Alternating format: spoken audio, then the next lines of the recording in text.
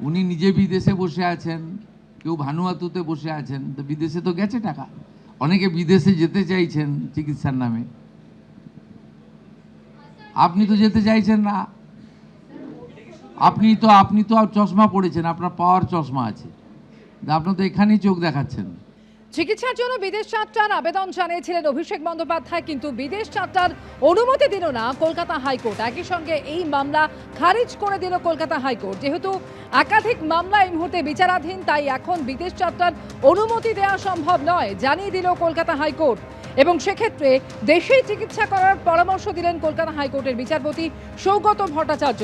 অভিষেক বন্দ্যোপাধ্যায়ের বিরুদ্ধে প্রায় 16টি মামলা আছে, সেখানে যদি কালকে নোটিশ পাঠিয়ে হাজিরা দিতে বলা হয় তখন কি করবেন?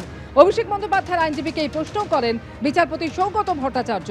আমরা সীমিত সময়ের জন্য অনুমতি চেয়েছি, 3 থেকে 4 সপ্তাহের জন্যই আমরা অনুমতি চাইছি, সওয়াল করেন অভিষেক বন্দ্যোপাধ্যায়ের আইনজীবী।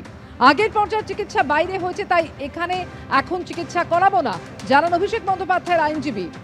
এবং এই সময় কলকাতা হাইকোর্ট নির্দেশ দেয় যে এসএসকেএম হাসপাতালকে নির্দেশ দেব বিশেষজ্ঞ চিকিৎসকদের দিয়ে একটি মেডিকেল বোর্ড গঠন করার জন্য।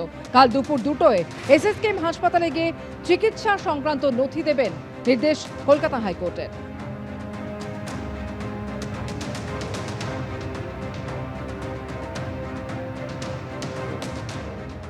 কোটি কোটি ভারতবাসী সব কি বিদেশে যায় চিকিৎসা করতে, নাকি তারা না বিদেশ না গেলে মরে যাচ্ছে লোকে? দেশের ডাক্তার, দেশের হসপিটাল সিস্টেম, চিকিৎসা ব্যবস্থার উপরে কোনো বিশ্বাস নেই। এই জন্য তো চিকিৎসা ব্যবস্থাটা আমাদের পশ্চিমবঙ্গে ডুবে গেছে। কলকাতা হাইকোর্টের বিচারপতি সৌগত ভট্টাচার্য তিনি আজ মন্তব্য করেন যে অভিষেক বন্দ্যোপাধ্যায়ের বিরুদ্ধে প্রায় 16টি মামলা রয়েছে, সেখানে যদি কালকে নোটিশ পাঠিয়ে হাজিরা দিতে বলা হয় তখন কি করবে? অভিষেক বন্দ্যোপাধ্যায়ের আইনজীবীকে প্রশ্ন করেন মাননীয় বিচারপতি।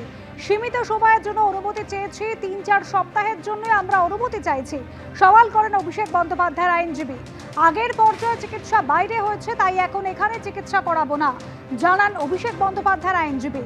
এসএসকেএম হাসপাতালকে নির্দেশ দেব বিশেষজ্ঞ চিকিৎসকদের নিয়ে একটি মেডিকেল বোর্ড গঠন করার জন্য। কাল দুপুর 2টোয় এসএসকেএম হাসপাতালে গিয়ে চিকিৎসা সংক্রান্ত নথি দেখান।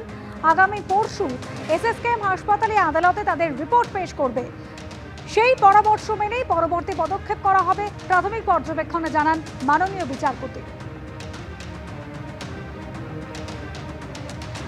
কলকাতা হাইকোর্টের রায়কে স্বাগত জানাচ্ছি, কারণ আমাদের একটা আশঙ্কা ছিল যে এই চোখ দেখানোর অজুহাতে তার যেহেতু ডিপ্লোম্যাটিক পাসপোর্ট রয়েছে, ডিপ্লোম্যাটিক ইমিউনিটি রয়েছে, লাল রঙের পাসপোর্ট নিয়ে চোখ দেখানোর অজুহাতে তিনি বাইরে গেলে তিনি আর ফিরবেন না।